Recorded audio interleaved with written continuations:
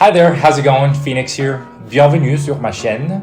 La verdad es que he aprendido varios idiomas en mi vida y 그 여러 언어 중에서 제가 5개 국어를 좀 상대적으로 능통할 수 있는 것 같습니다. 然后这些语言除了英文和中文，其他的语言我完全都是自学的。I'm not in schools and classes, just me, my books, and the internet. And I'm here to tell you that you can do it too. And here's how.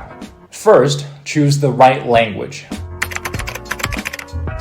It seems like an obvious answer, but learning a language is a huge project. You literally are acquiring a complicated system with hundreds of grammatical rules, tens of thousands of random symbols, and possibly a new set of cultural norms and behaviors. It will take a lot of time, energy, and dedication. So there must be something intrinsic about the language or the culture that interests you and motivates you. Actually, the very majority of people who decide to study a language give up within several weeks, mostly because they lack motivation. So, if you want to study Korean because you like a K-pop band, or if you want to learn Chinese to impress your friends at a Chinese restaurant, think twice. Now you have chosen a language you're going to spend the rest of your life with. Where do you start? I would normally start by studying the alphabet and the basic greetings like hello or you look beautiful by watching YouTube videos made by native speakers. Listen carefully how native speakers pronounce the phonemes and letters. Watch how the mouth moves. Learning the phonemes well from the beginning goes a long way and will be really important in the future. Meanwhile, not studying a language in a traditional classroom situation doesn't mean you don't need a textbook.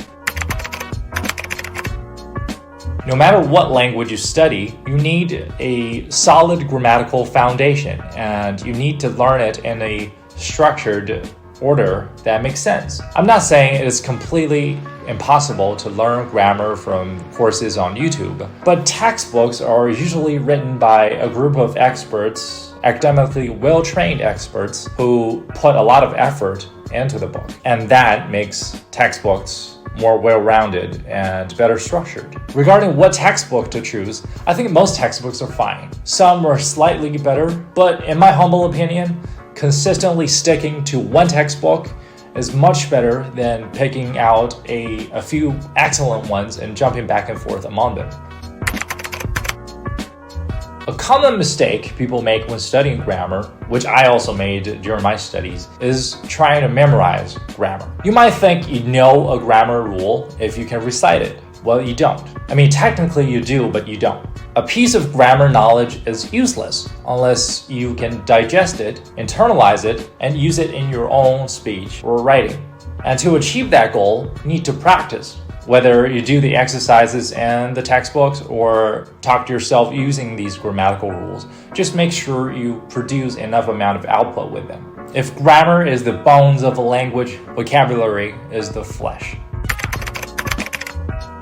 You need thousands of words in order to facilitate a basic conversation with a native speaker, even in a simple situation like ordering food in a restaurant. The number is probably 10 times bigger if you want to achieve close to native level fluency. And that's a lot of words to remember, which means learning words through exposure is probably not enough. You need a rigid vocab learning regime with spaced repetition built into it. You need to go over the newly acquired words on a daily basis. The ones you've already known for a while, you can review them every other week or every month.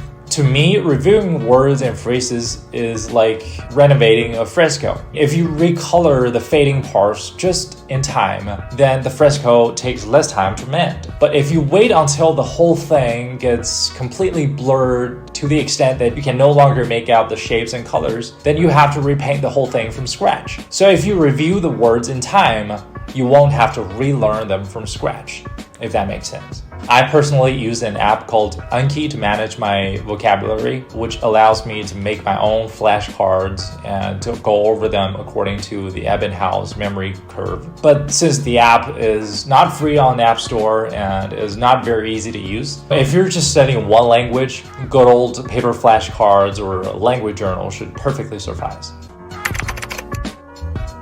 Nowadays, it feels like a cliche to say use it or lose it, but it's actually very important to use your target language and keep exposing yourself to it. I feel like recently I haven't been doing enough of that because I got my fingers in too many pies. But yeah, it's important to listen and to read in your target language every day. Maybe you can watch TV shows or movies in that language, or listen to music or podcast when you're commuting. Even if you can't understand much of it, it helps you pick up the flow of the language, and gradually you will make out more and more words and grammatical details.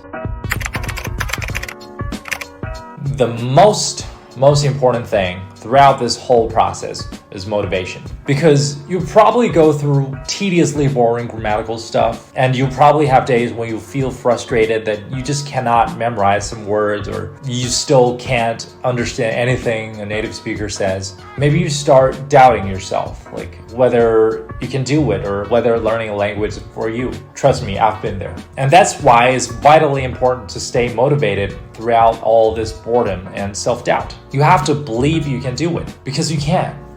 Everybody can. If you stay consistent and put in the time and the effort, eventually you will do it.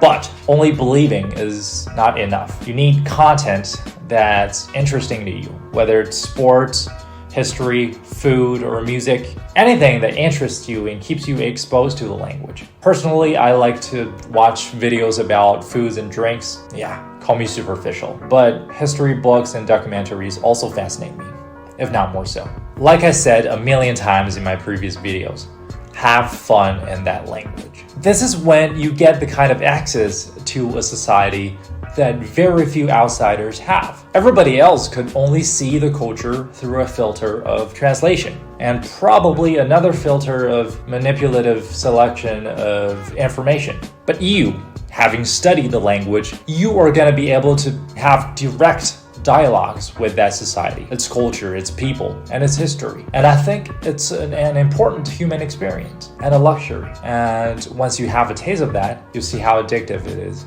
Or maybe you won't. Do it and prove me wrong.